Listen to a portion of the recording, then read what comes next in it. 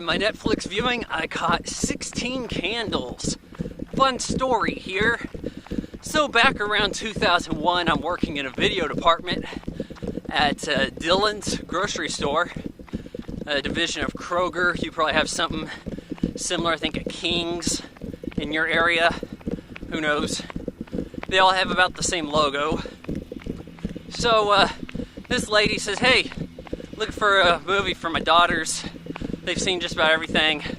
They're like, I don't know, middle school. I'm like, hey, how about this movie 16 Candles? It's like rated PG. It was either PG or, I swear it's like PG or PG-13 because this came out in 1984.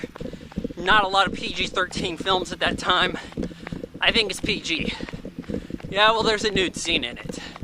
Well, she comes back a few days later, says, hey, you recommended this 16 Candles to my daughters. And now I had only seen this on TV, bits and pieces here and there. I didn't think there was anything going to be objectionable in it. She's like, yeah, they really like that, thanks. I'm like, okay, good. So anyway, 16 Candles. This movie's written and directed by John Hughes, and this is his first foray into the teen life in the 80s, subgenre that he basically built on his own. And it's alright. I don't think he'd perfected it yet. It's not like everything from here is going to be a dip in quality.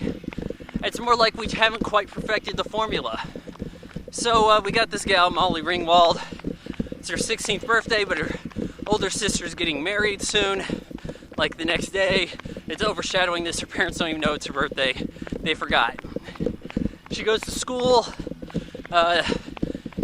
No one seems to notice so much about her birthday. She's making a fuss of it. There's some interesting dialogue. I like the way the teens talk. I like the way they behave around each other. It seems like distilled 80s-ness. They've got that mark. But there's some weird issues here and there. Like, there's this guy she has this crush on.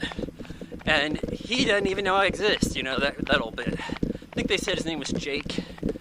So he's the jock guy, and she's a somewhat subdued personality.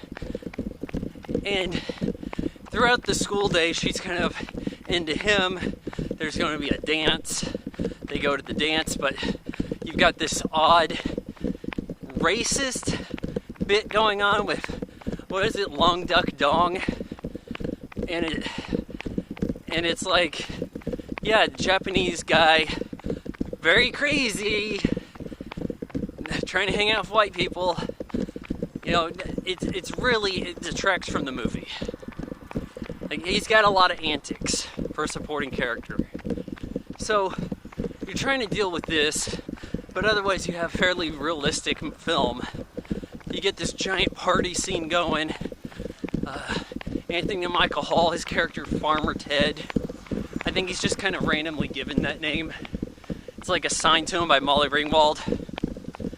And from that point forward, he's Farmer Ted, I guess. In the credits, I think it says he's the geek. Well, he's hitting on her, but he acts kind of like Puck in Midsummer Night's Dream. Like he's some kind of go-between between the goddess and God and their love story. So he tells Jake that she's into him. He knows that she knows he's into her. That whole bit. But he's got a girlfriend. Quick line of dialogue exchange of saying, hey, she's like super nice. She has a brother with like, did they say Down syndrome? I think they throw around some words here you don't want to hear today. Like I think they say retarded and fag. And that's something that you don't hear in movies anymore. It was certainly the way people talked even in the 90s. But, it's so un-PC to say any of that. So, they say she's great, but she just seems like a regular bimbo. Well, she's drunk, she's unconscious. Farmer Ted gets to drive her home. Right before this, they have this talk. It's like, hey, need you to take home my girlfriend. I could violate her 10 times if I wanted to. Yeah, that's a charming thing for the hero to say. Like, we really want him getting with Molly Ringwald now. So, yeah, he's basically pawned off his chick to Farmer Ted. And they hook up in a Rolls Royce. And that's a little weird. You know, the next day we've got the wedding. It doesn't go great. But Jake and Molly Ringwald finally get to meet up. I mean, it's enjoyable enough. You get those little shots of brilliance, but you see that this isn't really something that's perfected until, say, Breakfast Club, certainly Ferris Bueller's Day Off. Weird Science is more of a lead up to also. It has a lot of Animal House-like humor attempts and such. But, you know, it's okay. You know, I give 16 Candles 2.5 out of 4 stars.